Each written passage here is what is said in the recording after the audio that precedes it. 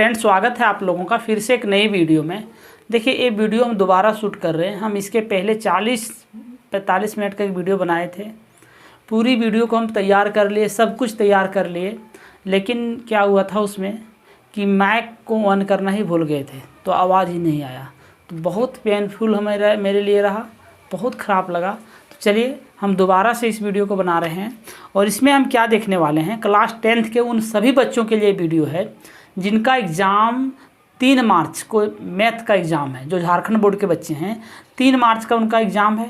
और उन 3 मार्च के एग्ज़ाम के लिए बहुत ही इंपॉर्टेंट जो लगभग 95% 99% चांस है कि एग्ज़ाम में क्वेश्चन आने की संभावना है, उन सभी क्वेश्चन को लेकर आए हुए हैं। देखिए, आज हम वेरी शॉर्ट टाइप का क्वेश्चन देखने वाले हैं, फिर हम शॉर्ट टाइप का और फिर लॉन्ग टाइप का क्वेश्चन को देखने वाले हैं। वेरी शॉर्ट टाइप में क्या होता है कि 2-2 मार्क्स का 6 क्वेश्चन पूछा जाता है, तो 12 मार्क्स का यहाँ से आपका कवर होने वाला है। तो हम क्या देख रहे हैं, वेरी शॉर्ट टाइप का क्वेश्चन देखेंगे। फिर नेक्स्ट वीडियो में हम शॉर्ट टाइप का क्वेश्चन देखेंगे जो 3-3 मार्क्स का 6 क्वेश्चन रहता है। उसके बाद लॉन्ग टाइप का क्वेश्चन को देखेंगे जो 5-5 नंबर का 4 क्वेश्चन पूछा जाता है। तो 20 और 6 × 18 और कितना हो गया, 6 दूनी 12, मतलब टोटल कितना हो गया 80 नंबर। और उसके बाद 20 नंबर का प्रैक्टिकल रहेगा, तो 100 नंबर का हो जाएगा। समझ में आ गया होगा आप लोगों को। तो शॉर्ट टाइप के क्वेश्चन को हम देखने वाले हैं। तो फर्स्ट नंबर क्वेश्चन क्या है, ये सभी इंपॉर्टेंट है, बहुत ही इंपॉर्टेंट है। देखिए, आपको एक बार समझा देते हैं किस तरह का आप लोगों का झारखंड बोर्ड में क्लास 10th के बच्चों का कैसे रहेगा। एक होता है वेरी शॉर्ट टाइप क्वेश्चन। देखिए, वेरी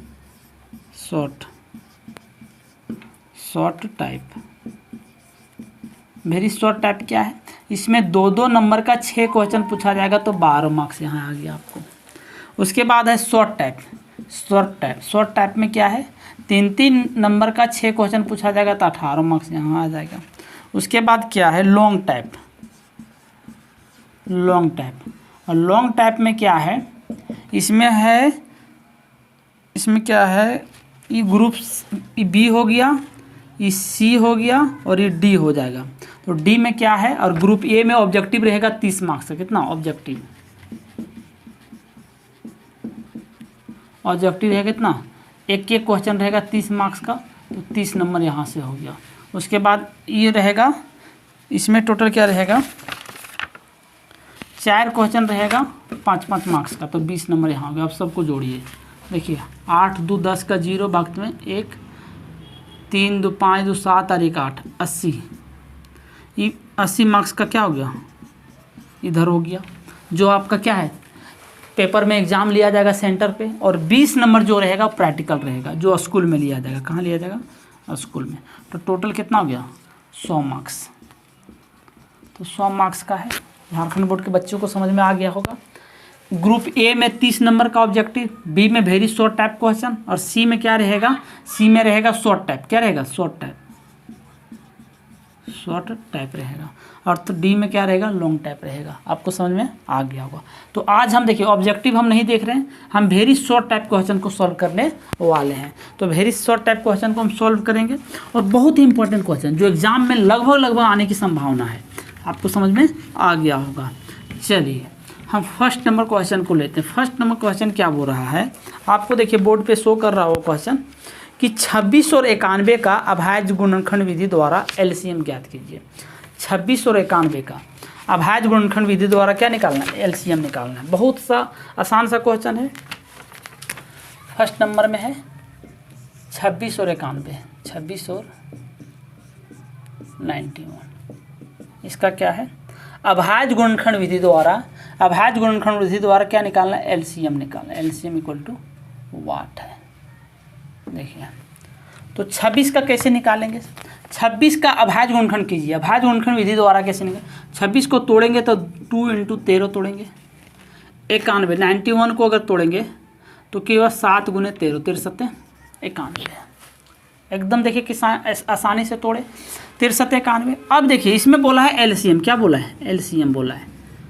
अब हम आपको एक चीज़ समझा देते हैं कि इसमें कभी कभी एलसीएम और एचसीएफ दोनों पूछ लेता है। जैसे इस क्वेश्चन में सिर्फ एलसीएम बोला है, लेकिन कभी कभी एलसीएम भी निकालने के लिए बोल दिया जाएगा और एचसीएफ भी निकालने के लिए। तो हम दोनों समझ लेते हैं कि एलसीएम कैसे निकालेंगे और एचसीएफ कैसे निकालेंगे।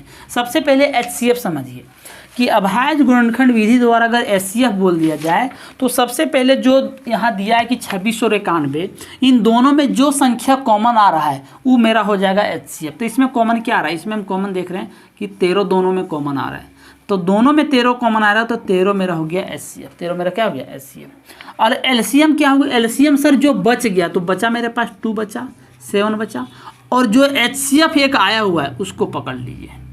तो कितना हो गया 13 सतह 91, 91 गुने 2 कर दीजिए, 91 × 2 कितना होगा, 1 2 2 9 2 18, 182। ये मेरा क्या हो गया आंसर हो गया। एलसीएम 182, अगर एचसीएफ पूछता तो 13 आ गया। देखिए कितना आसानी से इसका हम निकाल लिए। सेकंड नंबर क्वेश्चन क्या बोल रहा है अभाज्य गुणनखंड विधि द्वारा 96 और 404 का एलसीएम निकालिए। आप लोग निकाल लीजिएगा, क्वेश्चन यहाँ शो कर रहा हो, क्योंकि हम बता चुके हैं कि 96 और 404 का अभी एलसीएम एक बता दिए। उसी प्रकार 96 को भी तोड़िए और 404 का भी तोड़िए, जो कॉमन आएगा वो हो जाएगा एचसीएफ, और कॉमन आने के बाद जो बच जाएगा वो मेरा क्या हो जाएगा एलसीएम होगा। थर्ड नंबर एक क्वेश्चन और है कि 6 एक बना देते हैं, और third number question, second number आप लोग बना लीजिएगा। थर्ड नंबर क्वेश्चन क्या है 6, 72 और 120 और 120 अभाज्य गुणनखंड विधि द्वारा एचसीएफ और एलसीएम निकालिए। तो कैसे निकालेंगे, पहले 6 को तोड़ेंगे तो 3 × 2, 72 को तोड़ेंगे तो 72 को तोड़िए, तो 72 को तोड़ने के लिए जानते होंगे अभाज्य गुणनखंड कैसे, 2 से देंगे तो 36, 2 से देंगे तो 18, और फिर 2 से देंगे तो 9, और 3 3 हो गया, मतलब 2 2 और 2, फिर हो गया 3 × 3। 120 को तोड़िए, 120 को तोड़ेंगे 2 से देंगे तो 60, 2 से देंगे तो 30, 2 से देंगे तो 15, और 3 × 5 = 15, मतलब कितना हो गया 120 को अगर हम तोड़ेंगे तो 2 2 2 × 3 × 5 आ गया। अब इसमें देखिए जो कॉमन आएगा वो मेरा हो जाएगा एचसीएफ, और जो कॉमन आने के बाद जो बच जाएगा वो मेरा हो जाएगा एलसीएम। तो इसमें देखिए एचसीएफ पहले निकालिए, एचसीएफ क्या होगा, जो कॉमन आ रहा है, इसमें क्या क्या कॉमन आ रहा है, देखिए तीनों में कॉमन आना चाहिए, तो तीनों में कॉमन क्या आ रहा है, तीनों में सिर्फ 2 कॉमन आ रहा है, देखिए तो एचसीएफ मेरा 2 हो गया। और एलसीएम क्या हो गया, और कुछ कॉमन आ रहा है, हाँ 3 अभी कॉमन आ रहा है, तो 3 कॉमन आ रहा है, देखिए यहाँ भी 3 है, यहाँ भी 3, एक 3 यहाँ है, एक 3 यहाँ है, और एक 3 यहाँ है, तो 3 हो गया ये, तो 3 दूनी 6 हो गया। एचसीएफ कितना हो गया 6 हो गया। एलसीएम निकालिए, तो एलसीएम कैसे निकालेंगे सर, एलसीएम में देखिए जो बच गया सब लिख दीजिए। बचा मेरा, इसमें कुछ नहीं बचा, तो इसमें बचा मेरा 2, फिर क्या बचा, फिर 2 बचा, फिर 3 बचा है, इसमें क्या बचा 2 बचा, फिर 2 बचा, और 5 बचा, और क्या बचा 5 बचा। उसके बाद जो एचसीएफ आया है उसको लिख दिया। एचसीएफ मेरा कितना आया 6 आया था, तो 6 लिख दिए। देखिए जो बचा, इसमें कुछ नहीं बचा, तो इसमें बचा 1 2 बार 2 और 1 बार 3, तो 2 बार 2 1 बार 3 लिख दिया। इसमें क्या बचा 1 बार 2, 2 बार 2, तो 2 बार 2 लिख दिए। उसके बाद 5 बचा, और एचसीएफ जो आया वो भी गुना हो जाएगा एलसीएम में। आप गुना कर दिए, तो गुना करने के बाद कितना आ रहा देखिए 6 × 5 = 30, 30 दूनी 60, 60 दूनी 120, यहाँ तक 120 पहुँचे, यहाँ तक 120 पहुँचे। 6 × 5 = 30, 30 दूनी 60, 60 दूनी 120। उसके बाद कितना बचा 3 दूनी 6, 6 दूनी 12, तो गुना 12 कर दीजिए, तो 12 गुना कर दिए। देखिए 0 2 दूनी 4, 1 2 में 2, ये कितना हो गया 0, 1 2 1 2, 1 1 1, 0 4 4 1, 1440, 1440। ये मेरा क्या हो गया आंसर हो गया। आई होप आपको समझ में आ गया होगा कि एग्ज़ाम में अगर अभाज्य गुणनखंड विधि द्वारा एचसीएफ और एलसीएम निकालने के लिए बोल दिया जाए तो हम कैसे निकालेंगे। आपको समझ में आ गया होगा। इसी टाइप में एक और क्वेश्चन आपको बोर्ड में हम दे देते हैं, इसको भी बना के हमको कमेंट बॉक्स में आंसर बताइएगा कि इसका आंसर कितना आ रहा है। अब हम चलते हैं इसका नेक्स्ट नंबर क्वेश्चन, मतलब इस तरह के पैटर्न पे क्वेश्चन को ख़त्म करते हैं। अब हम कुछ शून्यक निकालने वाला पैटर्न को देख लेते हैं। अब आगे चलते हैं वेरी शॉर्ट टाइप क्वेश्चन में। नेक्स्ट क्वेश्चन जो मेरे है बहुत ही इम्पोर्टेंट है। क्या बोल रहा है कि बहुपद 3x², एक बहुपद दिया है, बहुपद क्या है 3x² माइनस x माइनस 4 के शून्यक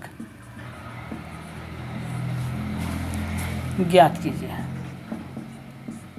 शून्यक निकालना भी बहुत आसान है, लेकिन समझना पड़ेगा। उसके बाद इसका शून्यक निकालना, क्या निकालना है, शून्यक निकालना है। शून्यक निकालना मतलब गुणनखंड निकालना। क्या निकालना है, गुणनखंड। सबसे पहले देखिए ये जो मेरा दिया हुआ है ये द्विघात बहुपद है। कैसा बहुपद है, अगर बहुपद बोला है तो कैसा बहुपद है, द्विघात बहुपद। 3x² minus x minus 4 equal to क्या है, 0 है। तो ये मेरा क्या है, द्विघात बहुपद है। तो द्विघात बहुपद को अगर हम सॉल्व करना चाहते हैं तो हम कैसे सॉल्व करेंगे। अगर आप नहीं जान रहे हैं तो आपको ध्यान से देखना चाहिए। क्या करना होगा, द्विघात बहुपद सॉल्व करना है बहुत आसान, लेकिन समझना पड़ेगा कि इसको मिडिल टर्म को तोड़ना पड़ता है। क्या करना पड़ेगा, मिडिल टर्म को तोड़ना पड़ेगा। तो मिडिल टर्म कैसे टूटेगा सर, मिडिल टर्म तोड़ने के लिए फर्स्ट एंड लास्ट को गुना करना पड़ेगा। तो फर्स्ट में है मेरा 3x² और लास्ट में है -4, गुना करेंगे सर 12x² आ गया, मतलब -12x² आ गया। तो माइनस को भी गोली मारिए, x² को भी गोली मारिए, पकड़िए 12 को। किसको पकड़ेंगे, 12 को पकड़िए। अब 12 को जब हम पकड़ेंगे तो 12 को ऐसा तोड़ेंगे कि जोड़ने और घटाने पर -1, यहाँ कुछ नहीं तो क्या है, x है तो मतलब -1 है, जोड़ने घटाने पर -1 और गुना करने पर मेरा -12x² आना चाहिए। तो 12 को तोड़ते हैं अगर, तो देखिए 4 तिया 12, 4 और 3 आ गया, तो माइनस लगा देंगे, इसको प्लस लगा देंगे। तो क्या होगा कि 4 में 3 घटाएंगे तो -1 बचेगा, और -4 गुने 3 करेंगे तो -12 आ गया। तो देखिए वही लाना था, और साथ में x² चल रहा है तो x² भी आ गया। तो गुना करने पर -12x², जोड़ने घटाने पर 1 आ गया, मतलब मिडिल टर्म के स्थान पर -4 और +3 को हम ले सकते हैं। तो देखिए 3x² minus 4x plus 3x minus 4 equal to क्या हो गया, 0 हो गया। अब देखिए 3x², अब 3 भाग में था, अब 4 भाग में बच गया। अब 4 भाग में बच गया, 4 भाग हो गया, तो हम क्या करेंगे, कॉमन लीजिए। देखिए इन दोनों भाग से कॉमन लीजिए, इन दोनों भाग से कॉमन लीजिए। तो इसमें क्या कॉमन निकलेगा सर, इसमें हम देख रहे हैं कि 3x² है, यहाँ 4x है, मतलब सिर्फ और सिर्फ x कॉमन निकल सकता है, इसके अलावा कुछ कॉमन नहीं निकल सकता, क्योंकि दोनों में x ही मिल रहा है, बाकी कुछ मिल नहीं रहा। तो x कॉमन ले लिए तो यहाँ क्या बचा, 3x। x से x खत्म हो गया तो -4 हो गया। अब 3x -4 यहाँ आ गया, तो वही चीज़ यहाँ भी आना चाहिए। तो कैसे आएगा, तो इसमें क्या कॉमन आएगा, इसमें कुछ कॉमन नहीं निकलेगा, क्योंकि यहाँ x है तो यहाँ x है ही नहीं, यहाँ 3 है यहाँ 4 है, कॉमन कुछ आ रहा है, नहीं आ रहा है। तो यहाँ कॉमन क्या लेंगे, -1 कॉमन ले लीजिए। आपको क्या सर -1 कॉमन किस लिए, तो देखिए 3x का 3x लिखेंगे, और यहाँ +1 कॉमन ले लेते हैं, +1 आएगा, क्योंकि माइनस नहीं, प्लस लेंगे तब प्लस गुना माइनस, तो यहाँ माइनस हो जाएगा। तो यहाँ का 4 हो गया, बराबर क्या हो गया, 0 हो गया। अब +1 कॉमन लिए तो यहाँ 3x -4 आ गया, यहाँ भी 3x -4 आ गया, मतलब हम गुणनखंड सही बनाए। अगर दोनों के जगह सेम आ गया तो आप जान लिए कि गुणनखंड सही बना रहे। तो 3x -4 और इन दोनों को मिला के 1 लिख दिए, x + 1 बराबर क्या हो गया, 0 हो गया। तो 3x -4 इक्वल टू 0 और x + 1 इक्वल टू 0। तो 3x बराबर हो गया 4, x बराबर हो गया 4/3, और इधर क्या हो गया सर, x + 1 बराबर 0 है, तो x बराबर क्या हो गया, -1 हो गया। देखिए कितना आसानी से इसका शून्य। अब कहेगा सर अतः शून्य, अतः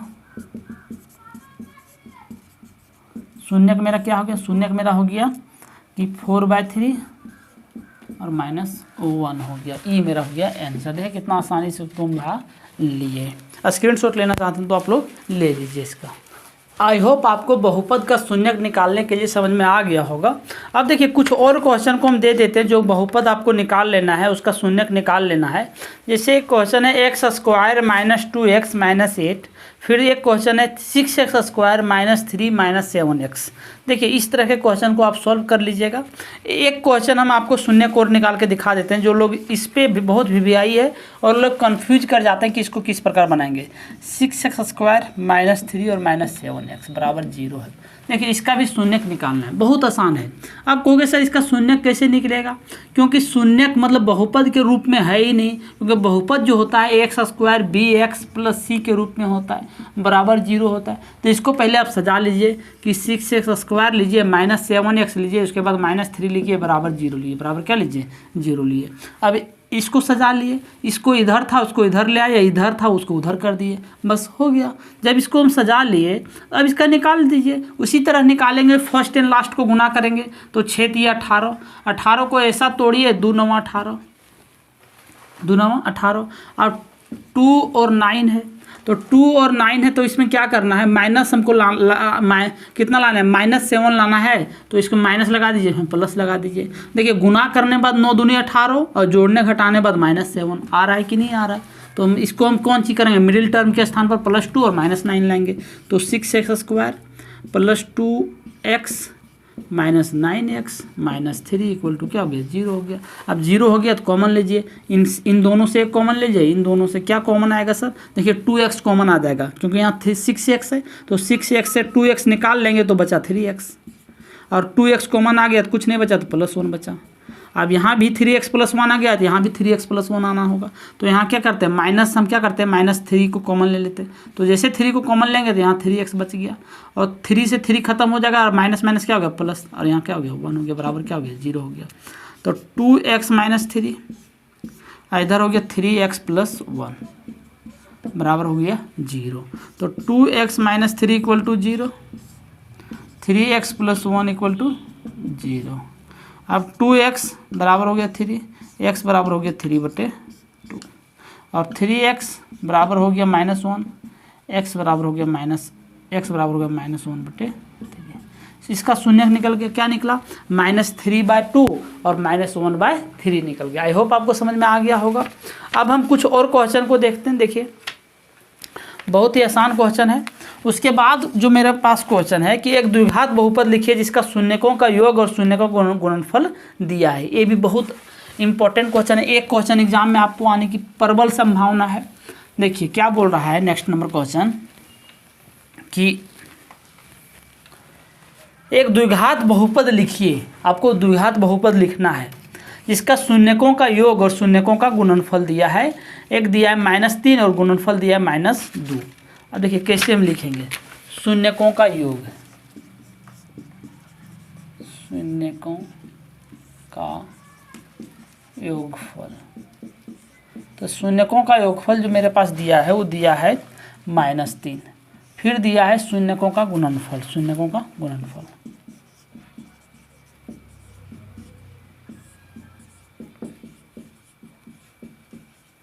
तो शून्यकों का गुणनफल कितना दिया है सर, शून्यकों का गुणनफल दिया है 2।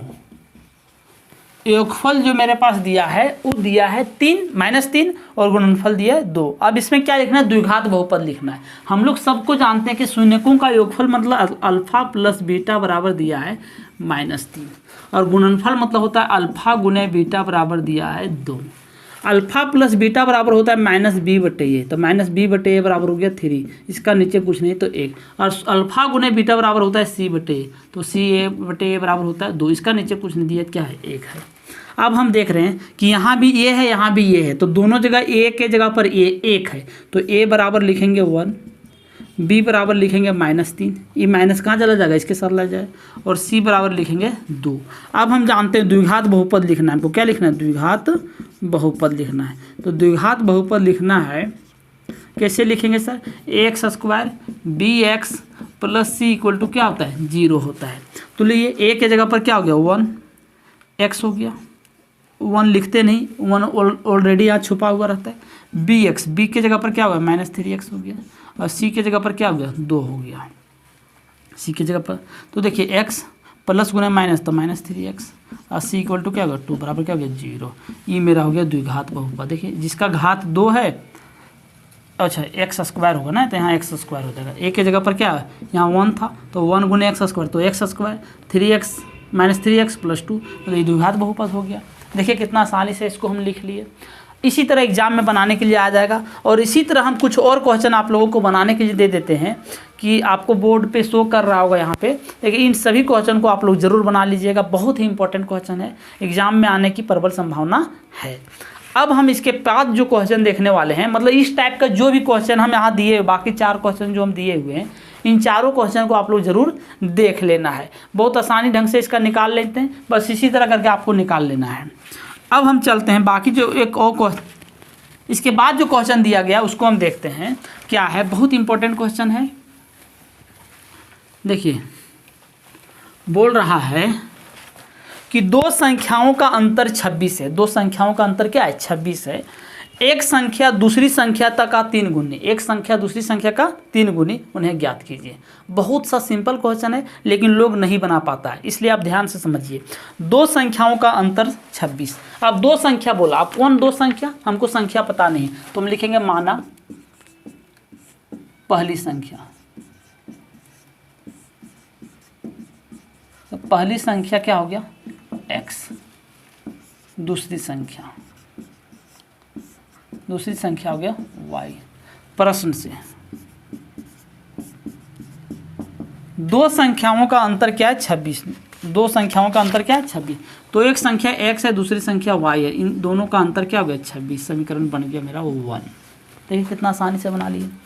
अब बोल रहा है एक संख्या दूसरी संख्या का 3 गुनी। तो एक संख्या मतलब पहली संख्या और दूसरी संख्या क्या है? y। दूसरी संख्या का 3 गुनी, तो दूसरी संख्या का 3 गुनी। 3 गुनी मतलब 3y, 3y तो 3 गुनी हो गया। दूसरी संख्या का 3 गुनी, तो उन्हें ज्ञात करना है। अब x बराबर 1 से प्लस में, ये 3y है, प्लस में इधर आया क्या हो जाएगा? माइनस में, बराबर क्या होगा? 0। ये हो गया समीकरण 2 हो गया।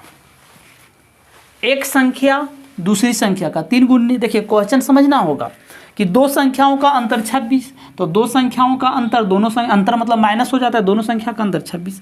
और एक संख्या दूसरी संख्या का 3 गुनी, एक संख्या दूसरी संख्या का 3 गुनी, प्लस में था इधर ले आया माइनस में। अब समीकरण बन गया। अब समीकरण बन गया तो हम समीकरण को सॉल्व करना सबसे आसान जो होता है वो होता है विलोपन विधि से। कौन विधि से?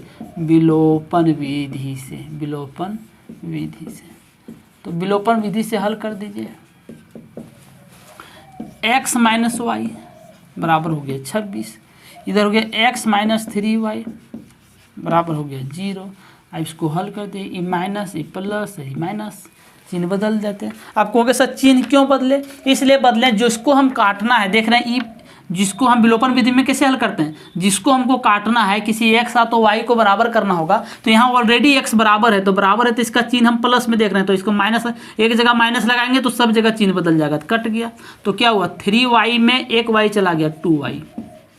2y 26 में 0 जाएगा तो 26 बचेगा। तो y बराबर क्या हो गया? 26/2। और 2 से काट देंगे तो y बराबर कितना निकल गया? 13। देखिए, अगर y बराबर 13 निकल गया तो क्या मतलब पहली संख्या क्या निकल गया? 13 निकल गया। उसके बाद क्या बोल रहा है? दूसरी संख्या निकालना, तो दूसरी संख्या क्या करेंगे? समीकरण 1 में रख दीजिए। समीकरण 1 पकड़िए तो 2 को भी पकड़िए। समीकरण 1 में y का मान रखने पर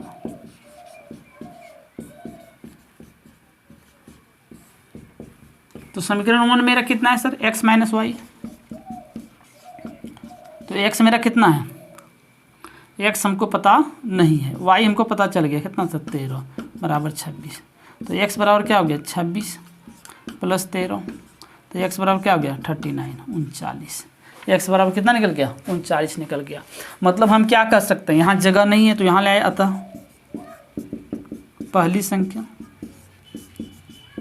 पहली संख्या को x माने था, तो x बराबर कितना हो गया? x बराबर हो गया मेरा, x बराबर हो गया 39। दूसरी संख्या मेरा क्या है? दूसरी संख्या मेरा क्या है? दूसरी संख्या y माने थे, तो a बराबर क्या हो गया? 13। आप बोला था 3 गुना, था 13 या 39। देखिए 3 गुना हो रहा है कि नहीं हो रहा है? यहीं आप आंसर ला के देख लिए। आई होप आपको समझ में आ गया होगा। वीडियो कैसा लगा आप कमेंट करके जरूर बताइएगा, दोस्तों के साथ जरूर शेयर कीजिएगा। बोला था पहली संख्या दूसरी संख्या का 3 गुनी, तो दूसरी संख्या का 3 गुनी तो कौन? पहली संख्या। तो पहली संख्या का दूसरी संख्या 13, दूसरी संख्या का 3 गुनी तो दूसरी संख्या 13, तो पहली संख्या 39, 13 39, 3 का अंतर आ गया। यही समझ में आ गया होगा आपको कि हम सही बना लिए। आई होप आपको समझ में आ गया होगा। स्क्रीनशॉट ले लीजिए। उसके बाद इसी तरह एक नेक्स्ट क्वेश्चन है, उसको भी हम समझ लेते हैं। स्क्रीनशॉट ले लीजिए आप लोग। अब जो नेक्स्ट क्वेश्चन है उसमें क्या बोला है? दो संपूरक कोण। देखिए बहुत इंपॉर्टेंट है, दो संपूरक कोण। तो दो संपूरक कोण में बड़ा कोण छोटा कोण से 18 डिग्री अधिक है, उन्हें ज्ञात कीजिए। देखिए बहुत आसान है, लेकिन लोग नहीं बना पाते, कंफ्यूज कर जाते हैं। तो दो संपूरक कोण, सबसे पहले संपूरक और पूरक समझ लीजिए। संपूरक मतलब होता है दो अंकों को जोड़ने के बाद, मतलब दो कोणों को जोड़ने के बाद इसका मान 180 डिग्री आएगा, उसे संपूरक कोण कहेंगे। और दो कोणों का योग 90 डिग्री आ जाए, उसे हम पूरक कोण कहेंगे। जैसे दो कोणों को जोड़ेंगे और 180 आ गया, उसे संपूरक, और दो कोणों को जोड़ने के बाद 90 आ गया, उसको हम पूरक बोलेंगे। देखिए कितना आसानी से हम आपको समझा दिए। आपको होगा सर जिन दो कोणों का योग 100, इसका कहने मतलब जिन दो कोणों का योग 180 डिग्री है उसे संपूरक कोण, जिन दो कोणों का योग 90 डिग्री है उसे हम पूरक कोण कहेंगे। कभी कभी एग्जाम में आता है कि 60 का पूरक क्या होगा, तो 60 में कितना जोड़ेंगे जो पूरक बन जाएगा? 60 में 30 जोड़ेंगे तो पूरक बन जाएगा 90, तो 60 का पूरक 30 हो गया। कभी कभी आता है 150 का संपूरक कितना होता है? 150 में कितना जोड़ेंगे? 30 जोड़ेंगे तो 180 हो जाएगा, इसका संपूरक हो गया। देखिए कितना आसानी से इसको हम निकाल लिए। तो इस तरह निकाल सकते हैं। अब संपूरक और पूरक आपको समझ में आ गया है, तो अब हम क्या करेंगे, इसका आंसर निकाल दीजिए। दो संपूरक कोण में बड़ा कोण छोटा कोण से 18 डिग्री अधिक है। ना तो हमको बड़ा कोण पता है, ना तो हमको छोटा कोण पता है। सबसे पहले लिखेंगे माना, लिखिए माना बड़ा कोण, बड़ा कोण को x मान लीजिए, छोटा कोण को y मान लीजिए। अब बड़ा कोण छोटा कोण को y मान लेते तो प्रश्न से चलते हैं। क्या प्रश्न से चलते हैं? बोल रहा है दो संपूरक कोण बड़ा कोण छोटा कोण से 18 डिग्री अधिक है। तो सबसे पहले दो संपूरक कोण, तो दो संपूरक कोण है, एक है मेरा x, एक है y, और इसमें हो गया 180, इस समीकरण 1 हो गया। दो संपूरक कोण, एक समीकरण यहाँ बना लिए दो संपूरक कोण में। अब बोल रहा है बड़ा कोण छोटा कोण से 18 डिग्री अधिक है, तो एक बड़ा कोण मेरा x हो गया, छोटा कोण y हो गया। अब क्या बोल रहा है? बड़ा कोण छोटे कोण से 18 डिग्री अधिक है, तो छोटा कोण क्या है? मेरा y है, y से 18 डिग्री अधिक हो गया, तो y से 18 डिग्री अधिक हो गया। क्वेश्चन बहुत सिंपल सा था। दो संपूरक कोण 180 डिग्री। उसके बाद बोला है बड़ा कोण छोटा कोण से 18 डिग्री अधिक, तो छोटा कोण y है, इससे 18 डिग्री अधिक, तो 18 डिग्री अधिक हो गया। तो ये क्या, इसको हम एक समीकरण बना सकते हैं। x है, y है प्लस में, इधर आएगा क्या हो जाएगा माइनस में, बराबर क्या हो गया 18 डिग्री। इस समीकरण 2 हो गया, समीकरण 1 और समीकरण 2। अब समीकरण 1 और समीकरण 2 बन गया, तो इसको हम विलोपन विधि से हल कर देते हैं। सर विलोपन विधि से कैसे हल करेंगे? बहुत आसान है विलोपन विधि से हल करने का।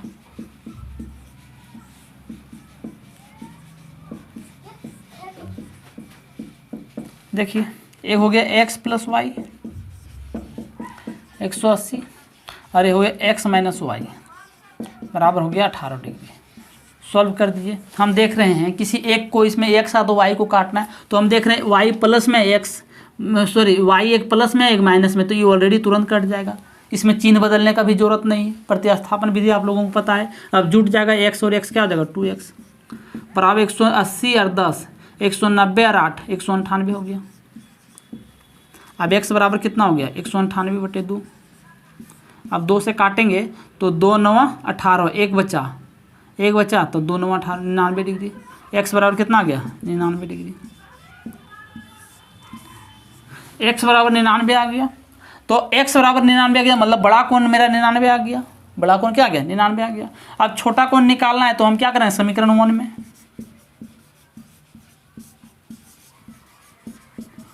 x का मान रखने पर,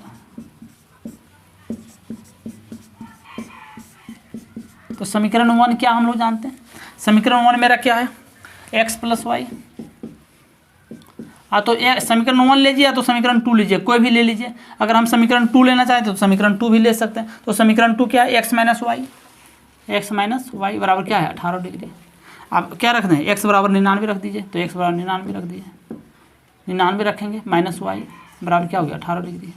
तो माइनस वाई 18, ये प्लस में इधर क्या हो गया माइनस 99, तो माइनस वाई, और 99 में 18 को घटा दीजिए, तो मतलब 99 में 18 को घटाएंगे तो कीजिए 9 में 8 गया तो क्या बचा, 1 बचा, यहाँ बचा 9 में 1 गया कितना बचा 8 बचा, 81 कितना डिग्री आ गया -81। तो माइनस से माइनस खत्म, वाई बराबर क्या आ गया 81। अब लिख लीजिए अतः बड़ा कोण मेरा क्या है, बड़ा कोण x जो था मेरा कितना आ गया, x जो मेरा आ गया 99, और छोटा कोण क्या आ गया y, वो कितना आ गया 81। और देखिए 81 और 18 को जोड़ेंगे तो कितना आ जाएगा 99। आप क्वेश्चन के अनुसार देखिए हम ला दिए कि क्या बोल रहा है, बड़ा कोण छोटा कोण से 18 डिग्री अधिक है, तो छोटा कोण से 18 डिग्री अधिक है, तो छोटा कोण कितना है 81 से 18 डिग्री 18 जोड़ देंगे तो 99। तो 81 से कितना अधिक है 18 अधिक है कौन, बड़ा कोण। आई होप आपको समझ में आ गया होगा। देखिए इसका आंसर भी हम आसानी से ला दिए। अब हम नेक्स्ट नंबर क्वेश्चन को देखते हैं, इसका स्क्रीनशॉट लेना चाहते हो तो आप लोग ले लीजिए। इसके बाद जो क्वेश्चन है वो त्रिकोणमिति का क्वेश्चन है, बहुत सा सिंपल सा क्वेश्चन है कि यदि कोट ए बराबर 7/8 है तो साइन ए का मान ज्ञात कीजिए। बहुत सिंपल सा क्वेश्चन है, कई बार एग्जाम में पूछ चुका है। देखिए कोट ए बराबर 7/8 दिया है, तो वो रहा है साइन ए का वैल्यू निकालने के लिए। कितना आसान है, ए दिया है, ए निकालना है। सबसे पहले इसको निकालने के लिए क्या करना पड़ेगा, समकोण त्रिभुज ले लेना होगा। समकोण त्रिभुज ले लिए, देखिए ये 90 डिग्री है, ये हो गया ए, ये हो गया बी, ये हो गया सी। अब इसमें हम क्या देख रहे हैं, ए बी सी में कोट ए मतलब क्या है, टेन का उल्टा कोट होता है। तो टेन का क्या होता है, टेन का होता है पी बटे बी, मतलब लंब बटे आधार। तो कोट का होगा बी बटे पी, तो ये हो गया बी, ये हो गया पी। तो बी और पी दिया है, मतलब अगर हम थीटा ए के जगह पर मानते तो हम क्या करते हैं, इसको थोड़ा इधर ले लेते हैं। यहाँ अगर थीटा मानते हैं तो थीटा सामने ई पी हो जाएगा, ई बी हो जाएगा, और ई सी ई एच हो जाएगा। ये क्या हो जाएगा, एच हो जाएगा।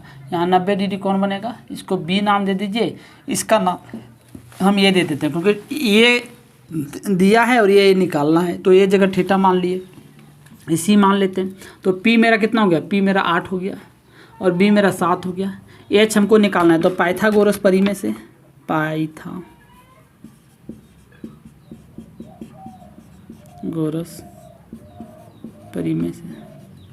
तो पाइथागोरस परिमेय से हम लोग क्या जाएंगे, कर्ण का स्क्वायर। कर्ण मतलब एच निकालने से ऐसा लिखिए, एच बराबर √p का स्क्वायर प्लस b का स्क्वायर, ऐसा फार्मूला लिख दिए, आसान होगा बनाना।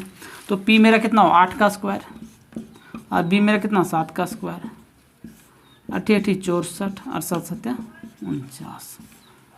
64 और 49 कितना हुआ, 9 4 13 का 3 बाकी में 1, 6 4 10 और 1 11, मतलब h बराबर निकल गया √113 निकल गया।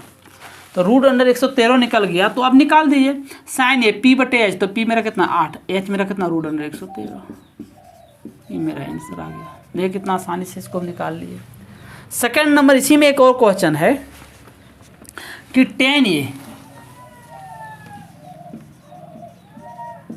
tan ए बराबर दिया है 4/3। तो साइन ए और कॉस ए का वैल्यू निकालिए।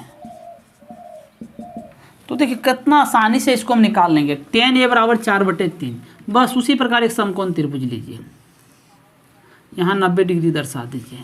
अगर हम यहाँ थीटा मानते हैं तो यहाँ ए ले लेते हैं, क्योंकि ए के जगह पर थीटा मानेंगे तो सामने वाला हो जाएगा पी, ई हो जाएगा बी, ई हो जाएगा एच। यहाँ क्या करते हैं, ए ले लेते हैं, यहाँ बी ले लेते हैं, यहाँ सी ले लेते हैं। आप कहोगे सर आप ए यहाँ क्यों नहीं माने, यहाँ भी मान सकते। तो यहाँ थीटा मानेंगे तो ए पी हो जाएगा। तो tan का है तो ये हो गया p बटे बी। तो p मेरा हो गया 4 और b मेरा हो गया 3।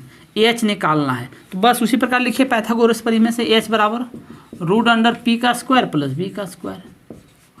तो पी मेरा कितना हो गया सर, पी मेरा हो गया 4, तो 4 का स्क्वायर, और बी मेरा कितना हो गया सर 3, 3 का स्क्वायर। 4 चौका 16, 3 तिया 9, रूट अंडर 25, और एच बराबर कितना निकला 25 का वर्गमूल निकालेंगे तो 5 निकल गया, एच बराबर 5 आ गया। अब ए के जगह पर तो थीटा माने ही, तो साइन का क्या होता है पी बटे एच, मतलब लंब बटे कर्व, तब पी मेरा 4 और एच मेरा कितना है 5। कॉस का कितना बी बटे एच, बी मेरा 3, एच मेरा 5, ये क्या हो गया मेरा आंसर हो गया। देखिए कितना आसानी से इसको हम निकाल लिए। आई होप आपको समझ में आ गया होगा। कुछ वेरी शॉर्ट टाइप क्वेश्चन और बच गया है जिसको हम नेक्स्ट वीडियो में देखने वाले हैं। अभी कुछ नहीं, कुछ और ज़्यादा बहुत सारा क्वेश्चन है, लेकिन इसमें जो कुछ इंपॉर्टेंट सारा क्वेश्चन है उसको हम नेक्स्ट वीडियो में बताएंगे। जैसे समांतर श्रेणी से रह गया है, उसके बाद कुछ क्वेश्चन त्रिभुज से रह गया है, उसके बाद कुछ निर्देशांक ज्यामिति से देख लेंगे, उसके बाद निर्देशांक ज्यामिति देखने बाद फिर हम एक्सरसाइज 8.4 में जाएंगे और कुछ प्रयोक्ता में जाएंगे। बस उसके बाद मेरा खत्म हो जाएगा वेरी शॉर्ट टाइप क्वेश्चन। मतलब नेक्स्ट वीडियो में हम सारा वेरी शॉर्ट टाइप क्वेश्चन खत्म कर देंगे। उसके बाद हम चलेंगे शॉर्ट टाइप में, मतलब 3 नंबर के क्वेश्चन पे चलेंगे, और ये सभी क्वेश्चन एग्जाम के लिए बहुत इंपॉर्टेंट है।